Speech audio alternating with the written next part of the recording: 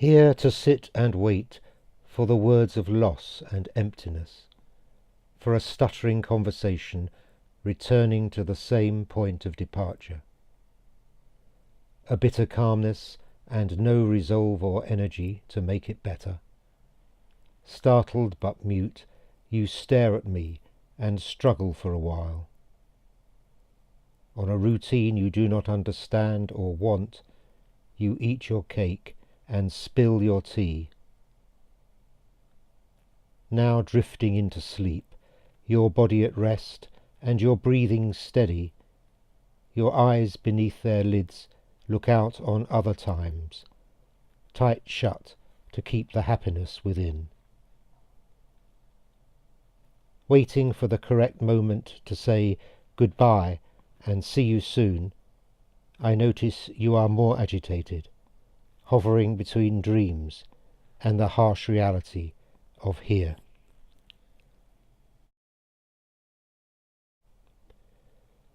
Write sadness on the page and read it out to me. Write down this anxiety. Make it a pretty sentence to share in your letter. Resolve this pain into words and promises that they will understand my sense of loss and pain and emptiness. Do not ask for my opinion or expect me to choose. Just put right this sadness in me. Help me to find the words, to put me back to where I was before words stopped, words before dementia.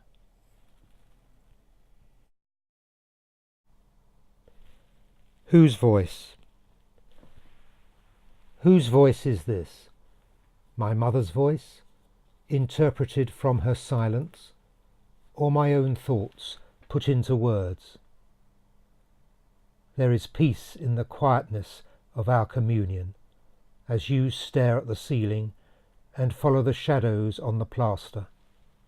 Are you looking for something? I ask what you see, but of course there is no answer. So when I ask you, would you like some tea, I am surprised when you reply, yes please. Beside your bed, it is like sitting in a waiting room, expecting something to happen. Is it just for the arrival of tea, or something greater? When my visit comes to an end, I feel we are both still waiting. Antique Roadshow.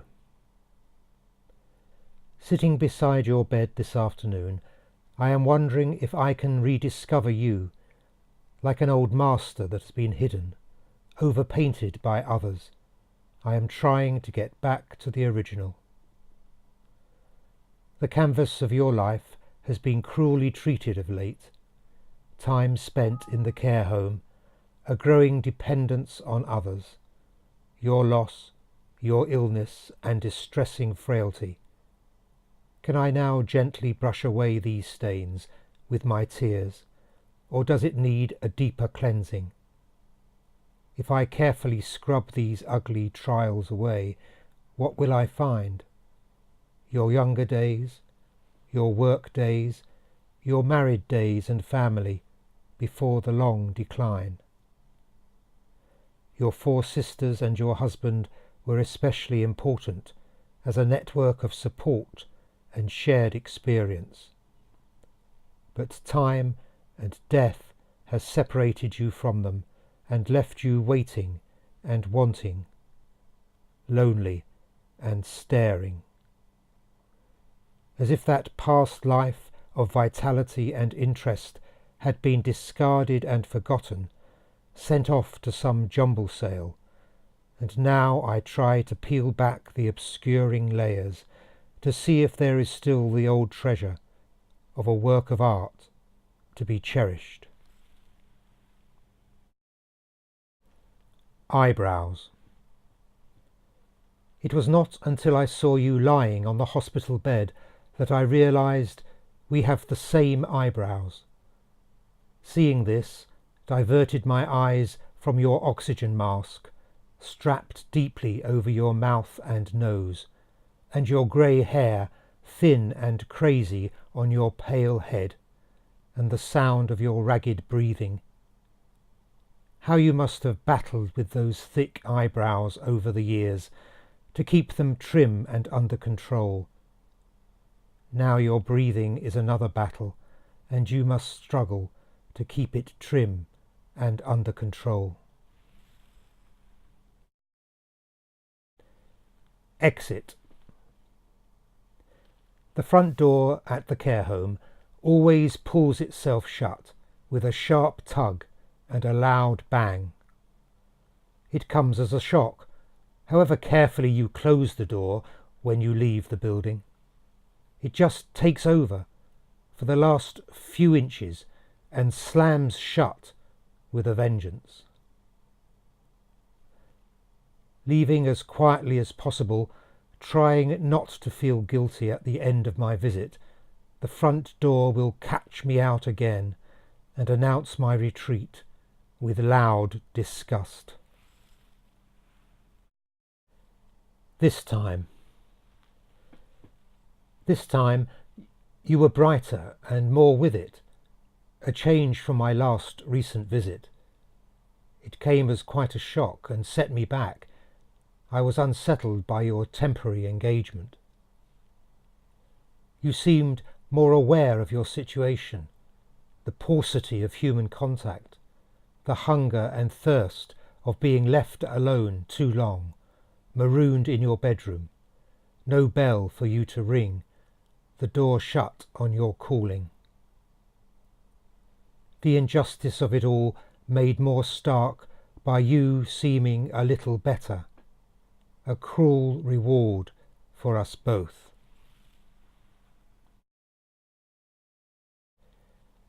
Patience. You are quiet today, lying on your back in bed and feeling sleepy. On the TV, ice hockey from the Olympics is pretending to keep you company. I take the opportunity to look through your daily progress sheets, the days punctuated by regular visits from the carers, turning you, feeding you, keeping you clean and dry, the timetabled face of caring. Sometimes, like buses, the help comes all at once, but more often you have to wait and wait. You need to learn how to wait, how to use up time as you get older. Patience was never one of Mum's strong points, but now there is no alternative. The years tumble, but each minute crawls by. Defying gravity. If this poem were you, and it became the days, weeks, months of your life, I would not want it to end. The verse would be uplifting and positive, moving you over the page in a graceful waltz, taking you to all the good and happy memories, describing the garden and each flower in detail, feeding the horses with fallen apples, a walk in Valentine's Park and a cup of tea at Lyon's Corner House, Christmas time with brothers and sisters, a holiday at Margate or Ventnor, enjoying the past and looking forward, sitting with your grandchildren, and I would talk about what I could see in your room, the pictures and photographs, letters and cards, read extracts from a newspaper, recite a poem by Pam Ayres, try a psalm or two, babble on about the weather and the family, babble on, not stopping the words, rising up and defying gravity.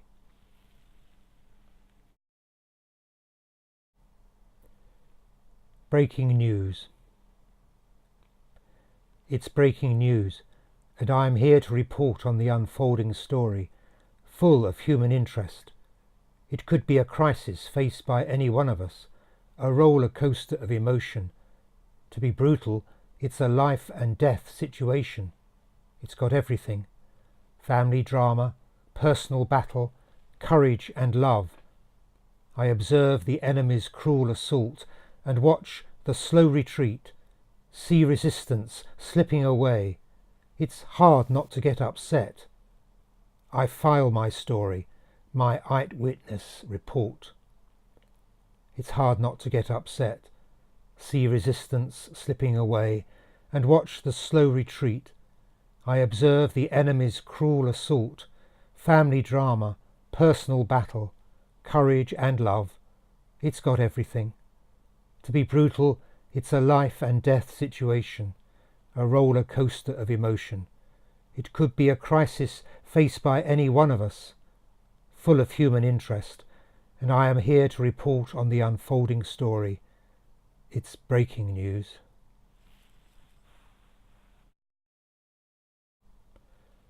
Good. When we get there, Mum is in bed. Am I good? She asks. Good? Where does that come from, I wonder? And what answer does she expect? At first I think perhaps she means herself, well behaved, doing the right thing, a good person. Good at the different roles life has put her way, a good daughter, sister, friend, wife, mother. But no, it seems to be more a question about her health and the comfort of where she is, her bed, her room, her care. Good? Does she look well, contented or happy in her agitated state? She clings to my hand. Can I interpret her meaning more kindly, calm her, and give a satisfactory reply? Does she mean, am I ready?